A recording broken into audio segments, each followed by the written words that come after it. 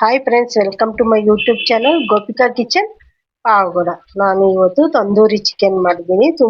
ತುಂಬ ಟೇಸ್ಟಿಯಾಗಿದೆ, ಅಷ್ಟೇ ರುಚಿಯಾಗೇ ಇದೆ. ಹೇಗೆ ಮಾಡೋದಂತ ತೋರಿಸ್ತೀನಿ ಬನ್ನಿ. ಅದಕ್ಕೆ ಫಸ್ಟ್ ಒಂದು ಪ್ಲೇಟ್ ತಗೊಂಡು ಅದಕ್ಕೆ ಒಂದು 2 ಸ್ಪೂನ್ ಅಷ್ಟು ಆಯಿಲ್ ಹಾಕೋಬೇಕು. ನಿಮ್ಗೆ ಎಷ್ಟು ಬೇಕೋ ಅಷ್ಟು ಹಾಕ್ಕೊಳ್ಳಿ ಆಯಿಲು. ಅದಕ್ಕೆ ಒಂದು 3 ಸ್ಪೂನ್ ಅಷ್ಟು ಖಾರ ಪುಡಿ ಹಾಕ್ಕೋಬೇಕು. 3 ಸ್ಪೂನ್ ಆದರೆ ಅದಕ್ಕೆ ಖಾರ ಚೆನ್ನಾಗಿ ಸರಿ ಹೋಗುತ್ತೆ. ಖಾರ ಹಾಕೊಂಡ ತಕ್ಷಣ ಒಂದು 2 ಸ್ಪೂನ್ ಅಷ್ಟು ಧನಿಯಾ ಪುಡಿ ಹಾಕ್ಕೋಬೇಕು.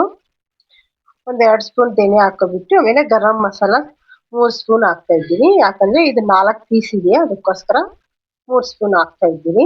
ಅದಾದ ನಂತರ ಸ್ವಲ್ಪ ಕಾಳು ಮೆಣಸು ಪುಡಿ 1 ಸ್ಪೂನ್ ಹಾಕ್ಕೊಂಡಿದ್ದೀನಿ. ಅದಾದಮೇಲೆ ಸ್ವಲ್ಪ ಉಪ್ಪು ಹಾಕ್ಕೊಬಿಟ್ಟು ಅದ್ರ ಮೇಲೆ ಶುಂಠಿ ಬೆಳ್ಳುಳ್ಳಿ ಪೇಸ್ಟ್ ಹಾಕ್ಕೋಬೇಕು. ಶುಂಠಿ ಬೆಳ್ಳುಳ್ಳಿ ಪೇಸ್ಟ್ ಆದಮೇಲೆ ಒಂದು ಅರ್ಧ ಹೋಳಷ್ಟು ನಿಂಬೆಹಣ್ಣು ರಸ ಹಿಂಡ್ಕೊಬಿಟ್ಟು ಅದು ನೀಟಾಗಿ ಕಲಿಸ್ಬಿಡೋಣ. ಕಲಸಿದ್ಮೇಲೆ ನಿಮಗೆ ಮೊಸರು ಎಷ್ಟು ಬೇಕೋ ಅಷ್ಟು ಹಾಕ್ಕೊಳ್ಳಿ. ಮೊಸರು ಸ್ವಲ್ಪ ಜಾಸ್ತಿ ಹಾಕಿದ್ರೆ ಚೆನ್ನಾಗಿರುತ್ತೆ. ಮೊಸರು ಅದೆಲ್ಲ ನೀಟಾಗಿ ಕಲಿಸ್ಕೋಬೇಕು. ನಾನು ಸ್ವಲ್ಪ ನೀರೇ ಕಲಿಸ್ತಾ ಇದ್ದೀನಿ. ನೀರಿದ್ರೆ ಮೂಳೆ ಎಲ್ಲ ಚೆನ್ನಾಗಿ ಬೇಯುತ್ತೆ ಒಳಗಡೆ ಅಂತ. ಒಂದೊಂದು ಪೀಸು ಅದರಲ್ಲಿ ಹಾಕ್ಕೊಬಿಟ್ಟು ಮಸಾಲೆ ಎಲ್ಲ ಅದಕ್ಕೆ ನೀಟಾಗಿ ತುಂಬಿಸ್ಕೊಬಿಡೋಣ. ಮಸಾಲೆ ಸ್ವಲ್ಪ ನೀರಿದ್ರೆ ಇನ್ನೊಂದ್ಸತಿ ಹಾಕಿ ಬೇಯಿಸ್ಬೋದು. ಗಟ್ಟಿ ಇದ್ರೆ ಒಳಗಡೆ ಬೇಯಲ್ಲ, ಮೇಲ್ಗಡೆ ಮಸಾಲೆ ಎಲ್ಲ ಕಪ್ಪಗಾಗುತ್ತೆ. ನನ್ಗೆ ಆವಾಗ ಇದ್ರಲ್ಲಿ ಸ್ವಲ್ಪ ಅನುಭವ ಆಗಿದೆ, ಅದಕ್ಕೆ ಇವಾಗ ನೀರು ಮಾಡಿದ್ದೀನಿ ನೋಡಿ. ಎಲ್ಲ ನೀಟಾಗಿ ಹಂಗೆ ಕಲಸಿ ಒಂದು 1/2 ಅವರ್ ಸೈಡಿಗೆ ಬಿಡಬೇಕು. ಅದಾದ ನಂತರ ಒಂದು ಪಾನ್ ತಕ್ಕೊಬಿಟ್ಟು ಪಾನ್ ಬಿಸಿ ಆದಮೇಲೆ ನಾನು ಸ್ವಲ್ಪ ಬೆಣ್ಣೆ ಹಾಕ್ತಾ ಇದ್ದೀನಿ. ಬೆಣ್ಣೆ ಹಾಕಿಲ್ಲ, ಬೆಣ್ಣೆ ಒಂದು 2 ಸ್ಪೂನ್ ಅಷ್ಟು ಹಾಕಿ ಚೆನ್ನಾಗಿರುತ್ತೆ. ಯಾಕಂದರೆ ಚಿಕನ್ ಪೀಸ್ ಮೃದುವಾಗಿ ಬೇಯಬೇಕಲ್ಲ, ಅದಕ್ಕೆ ಅದು ಕರ್ಗೋವರೆಗೂ ಬಿಡ್ರಿ. ಬೆಣ್ಣೆ ಎಲ್ಲ ನೀಟಾಗಿ ಕರಗಿದ ಮೇಲೆ ಅದ್ರ ಮೇಲೆ ಚಿಕನ್ ಪೀಸು ಒಂದೊಂದೇ ಎತ್ತಿ ನೀಟಾಗಿ ಹಾಕ್ಕೋಬೇಕು. ಅವಾಗ ಚೆನ್ನಾಗಿರುತ್ತೆ. ನಿಮಗೆ ಯಾವ ಶೇಪಲ್ಲಿ ಚೆನ್ನಾಗಿ ಹಿಡಿಯುತ್ತೆ ನೋಡಿಬಿಟ್ಟು ಆ ಶೇಪಲ್ಲಿ ಹಾಕ್ರಿ. ನಾನು ಆ ಥರ ಹಾಕಿದ್ರೆ 4 ಪೀಸ್ ಹಿಡಿಯುತ್ತೆ. ಸ್ಟ್ರೈಟಾಗಿ ಹಾಕಿದ್ರೆ ಹಿಡಿಯಲ್ಲ ಅಂತ ಹಂಗೆ ಹಾಕಿದ್ದೀನಿ. ಹಂಗೆ ಹಾಕ್ಬಿಟ್ಟು ಒಂದು 5 ನಿಮಿಷ ಬಿಟ್ಬಿಡೋಣ.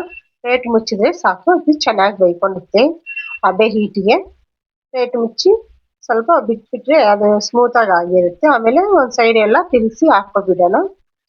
ಮೇಲ್ಗಡೆ ಬೇಯಿದ್ದಲ್ಲ, ಕೆಳಗಡೆ ಎಲ್ಲ ಬೇಯಿದೆಲ್ಲ ಅದು ಮೇಲ್ಗಡೆ ಕೆಳಗಡೆಗೆ ಹಾಕ್ಕೊಬಿಟ್ಟು ಇನ್ನೊಂದು ಸ್ವಲ್ಪ ಹೊತ್ತು ಪ್ಲೇಟ್ ಮುಚ್ಚಿ ಒಂದು 5 ನಿಮಿಷ ಬಿಟ್ಬಿಡ್ರಿ ಸಾಕು. ಫುಲ್ಲು ಒಳಗಡೆ ಪೀಸ್ ಎಲ್ಲ ಮೆತ್ತಗಾಗಿರುತ್ತೆ.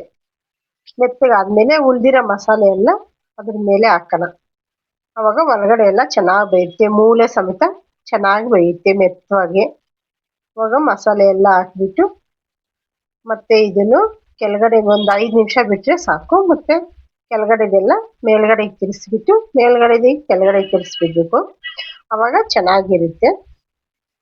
ಅವೆ ಎಲ್ಲ ಆದಮೇಲೆ ಅವೆ ನೀರಿಗೆ ಸ್ಮೂತಾಗಿ ಆಗಿರುತ್ತೆ. ನಮ್ಮ ಚಾನಲ್ ಯಾರಾದರೂ ಫಸ್ಟ್ ಟೈಮ್ ನೋಡೋಂಗಿದ್ರೆ, ನಾನು ಮಾಡೋ ಅಡುಗೆ ಇಷ್ಟ ಆದರೆ ನಮ್ಮ ಚಾನಲ್ ಸಬ್ಸ್ಕ್ರೈಬ್ ಮಾಡ್ಕೊಳ್ಳಿ. ನೋಡಿ, ಇನ್ನೊಂದು ಸೈಡ್ ಎಲ್ಲ ತಿರ್ಸಾಕಿ ಉಳಿದಿರೋ ಮಸಾಲೆ ಎಲ್ಲ ಅದಕ್ಕೆ ಹಾಕ್ಬಿಡೋಣ.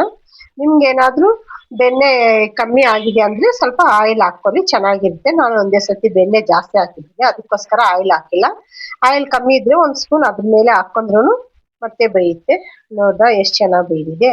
ಒಂದು ಮ್ಯಾಗಿ ಸ್ಪೂನ್ ತಗೊಂಡು ನಿಧಾನವಾಗಿ ಚುಚ್ಚಿರಿ. ಅವಾಗ ಬೆಂದಿದ್ರೆ ಸ್ಪೂನ್ ಫುಲ್ ಒಳಗಡೆ ಹೋಗ್ಬಿಡುತ್ತೆ. ಎಲ್ಲ ಪೀಸು ಅದೇ ಥರನೇ ಚೆಕ್ ಮಾಡಿದ್ಮೇಲೆ ಒಂದು ಪ್ಲೇಟಲ್ಲಿ ತಗೊಂಡು ತಿನ್ನೋದು ಅಷ್ಟೇ.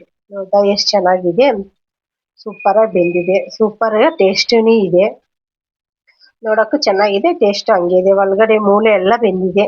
ಇದೇ ಥರ ಮಾಡ್ಕೊಂಡು ಟ್ರೈ ಮಾಡಿ. ಯಾವತ್ತೇ ಆದರೂ ನಾವು ಮಸಾಲೆ ಮಾತ್ರ ಚಿಕನ್ಗೆ ಹಚ್ಚೋವಾಗ ಸ್ವಲ್ಪ ಮಸಾಲ ಗಟ್ಟಿಯಾಗಿ ಹಾಕಿ ಹಚ್ಚಬೇಡ್ರಿ. ಮಸಾಲೆ ಮಾತ್ರ ಕಪ್ಪಗಾಗ್ಬಿಡುತ್ತೆ, ಒಳಗಡೆ ಚಿಕನ್ ಬೇಯಲ್ಲ. ಸ್ವಲ್ಪ ಸ್ಮೂತಾಗಿದ್ದರೆ ಒಳಗಡೆ ಚಿಕನು ಬೇಯುತ್ತೆ, ಮಸಾಲನೂ ಬೇಯುತ್ತೆ. ಅಷ್ಟೇ ಟೇಸ್ಟಿಯಾಗೇ ಇರುತ್ತೆ. ಚೆನ್ನಾಗಿದೆ, ಸೂಪರ್ ಆಗಿದೆ. ನೀವು ಒಂದ್ಸತಿ ಮನೆಯಲ್ಲಿ ಟ್ರೈ ಮಾಡ್ರಿ. ಇದೇ ಥರ ಚೆನ್ನಾಗಿದೆಯೋ ಇಲ್ಲ ಅಂತ ನನಗೆ ಕಮೆಂಟ್ ಬಾಕ್ಸಲ್ಲಿ ಕಮೆಂಟ್ ಮಾಡಿರಿ, ನಾನು ನೋಡ್ತೀನಿ. ಯಾರಾದರೂ ನಮ್ಮ ಚಾನಲ್ ಫಸ್ಟ್ ಟೈಮ್ ನೋಡೋರಿದ್ರೆ ಸಬ್ಸ್ಕ್ರೈಬ್ ಮಾಡ್ಕೊಳ್ಳಿ, ಲೈಕ್ ಮಾಡ್ಕೊಳ್ಳಿ. Okay, bye friends.